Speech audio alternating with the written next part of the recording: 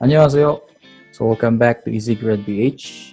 So we have here another video about employment in South Korea.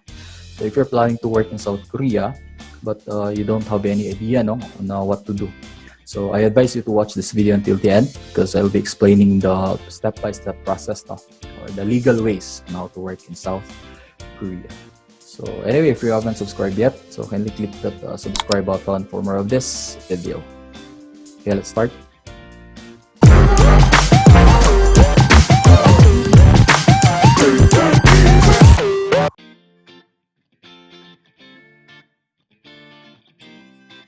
Okay, so first, I'll be explaining this one, the Employment Permit System or the EPS. Okay, take note, this one is the only legal way to work in South Korea, so especially in the manufacturing industry.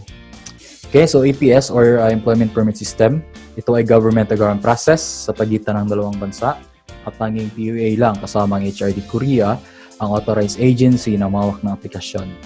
So, as stated, this one is a government-to-government process between the two countries, Philippines and then the South Korea.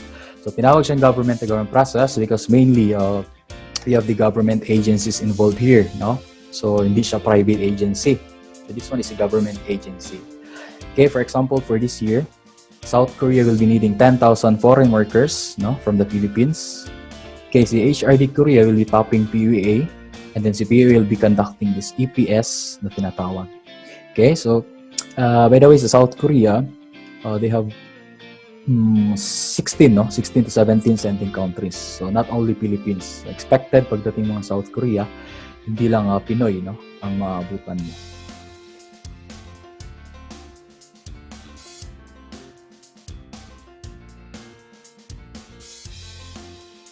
Okay, so I'll be showing you what is the difference between the old system compared to the present process or application. Okay, so before, private agency. So, same with other countries. So, ang main na maghahawak ng application natin is actually private agency. Okay, and then we need to pay, the placement fee of 80 to 200,000 pesos. So, imagine, kapag si Pinoy, walang ganyang amount. So, first option niya is mautang, just to be employed in South Korea. So, that is the reality, di ba? Okay, third, agency policy. Okay, so that was before, the old system. Okay, so starting 2005, this one is during the term of former President GMA. So, dinisregard si private agency and then direct to the government now, which is the PUAA. Okay? So, as I said, starting 2005, this one is naging government-to-government process na, between the PUAA and then the HRD Korea. So, since government process na siya, or government-to-government process, so wala nang scam, di ba? So, wala nang illegal recruitment or illegal recruiter. Okay, second, no placement fee. So, this one is for free na, So, unlike before, you need to pay 80 to 200,000 pesos. So, starting 2005, this one is for free. Okay? So, that's why very in demand, yung work in South Korea or ang pagtatrabaho sa South Korea because hindi ka gagastos ng malaki. And then third, no agency policy since government, direct to the government siya. And then lastly, this one, fourth. So, starting 2005, before we can employ in South Korea, you need to take or to pass the EPS KLT exam. Okay? EPS stands for Employment Permit System. KLT stands for Korean Language Test. So since starting 2005, this one is for free na.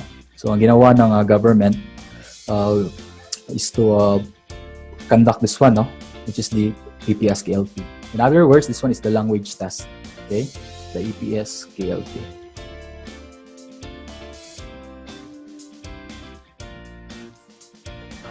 Okay, so if you're planning to apply, these are the qualifications. Okay, first, 18 years old, so at least legal age. Then maximum of 38 years old. Okay, second, male or female. For female applicants, actually you only have 10% of chance na makapag-work sa South Korea. It's because of the nature of the work actually. Okay, third, single or married. Fourth, at least high school level. So when it comes to the educational attainment naman, they don't discriminate, whether elementary level, elementary graduate, as long as you're able to read and write. Okay, next, physically fit. And then lastly, tattoo is acceptable. So kahit may tattoo ka, okay lang sa South Korea. So those are the qualifications if you're going to apply.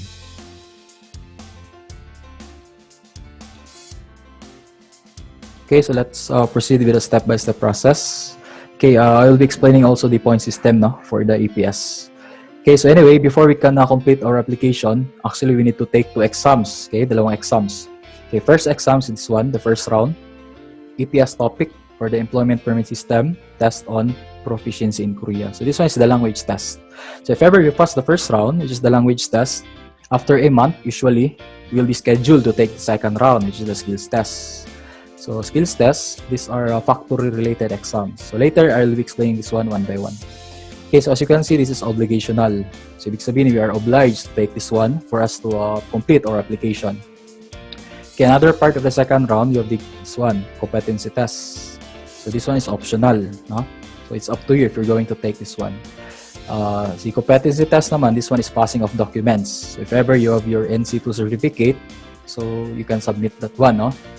If ever your employer will be hiring you, at least may basis siya, no? Kung anong skills meron ka.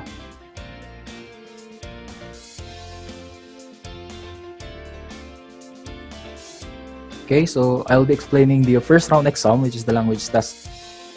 First, kailangan mong may pasa ang first round exam para umusad sa second round or skills test. So, as I said, before we can complete our application process, we need to undergo 2 exams. Pero, we need to pass this one muna, the language test, no? Para makaproceed sa second round. Okay, regarding naman sa first round exam or the language test, actually, we have 2 options, no? Okay, we have the PBT or paper-based test, or we have the CBT or computer-based test. So, sa first round, actually, you have an option. No, whether you will take the exam gamit is physical paper or through computer. Okay, kailangan mo lang makakuha ng 20 points over 50 sa exam. So this one is actually the standard passing score. But every year, actually may changes sila, no? And then it depends also, no, sa number of passers or the quota nila for that specific year. Okay, so this one is the sample exam, no, of the paper-based test. Okay, so as you can see, the exam is purely Hangul or pure Korean characters or letters. So, if you're planning to take the exam, so you should learn, no, the Korean language. Okay, and then the content of the exam is actually a multiple choice. So, you don't need to compose Korean sentences or Korean structures. So, all you need to do is to choose, no. Okay, for example, this one. What is candy in Korea? So, at least you can identify 1, 2, 3, or 4.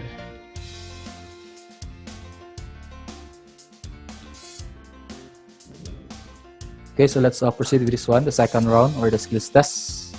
So first, matapos may pass ang first round exam, kailangan mag-take ng skills test ng aplikante upang makompleto ang aplikasyon. So as I said before, we can proceed sa second round, we need to pass, no, the first round exam or the language test. Second, ang second round or skills test ay nahati sa 3 categories. So what are those categories? Okay, first is physical test. So under physical test, we have 3 types. Okay, first is hand strength. So ito test yung hand strength natin gamit ang device na to. Second is back strength. Then third, we have the height and weight. So sa height and weight naman, actually walang limit, no? Okay, another part of the second round, you have the assemble. So these are factory related exams or tests. Okay, first is insert pin. So we have a board and then my pins, no? All we need to do is to insert those pins according sa shapes. Second, you have the hang rings. So you have small, medium, large na mga washers. So i-hang natin siya. And then lastly, you have the nuts and bolts. So regardless kung babae ka or lalaki, you need to take this exam. Okay, third part of the second round, you have the interview.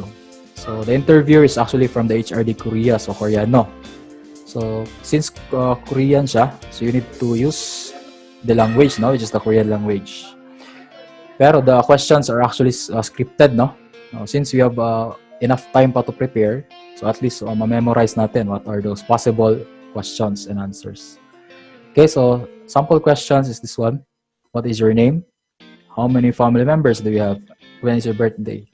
So, all you need to do is to translate those answers into Korean, diba? Okay, so those are the second round exam. Okay, first is physical test. Second is assemble. Then third is interview.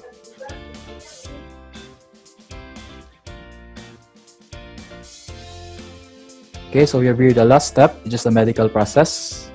So same with other countries, no? South Korea is very strict when it comes to the medical test. Okay, so the cases na bawal sa South Korea are this. So no history of tuberculosis, no hepatitis, no this one, HIV or AIDS, complete hand finger because you will be working in a manufacturing industry, and then no colorblind weakness. So those are the cases na bawal sa South Korea.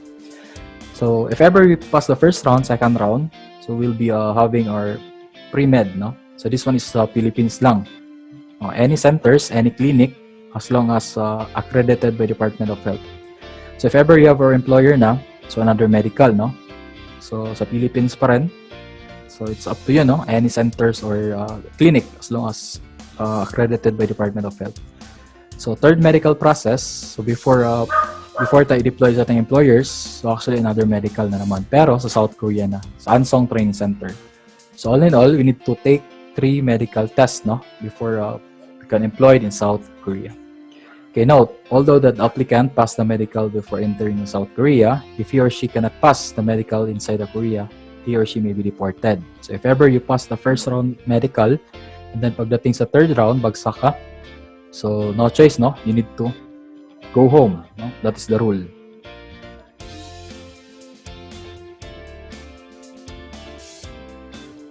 Okay, so let's summarize the process. Okay, first step, learn the Korean language. So since we'll be taking up the language test, it is very important to learn the Korean language. So question is when and how. So when? So if ever you're planning to take the exam this year or next year, so you should start learning, no? Learning another language kasi it will take us time. Second is how. So we have different ways, no, to learn. Pwede through online, self-study.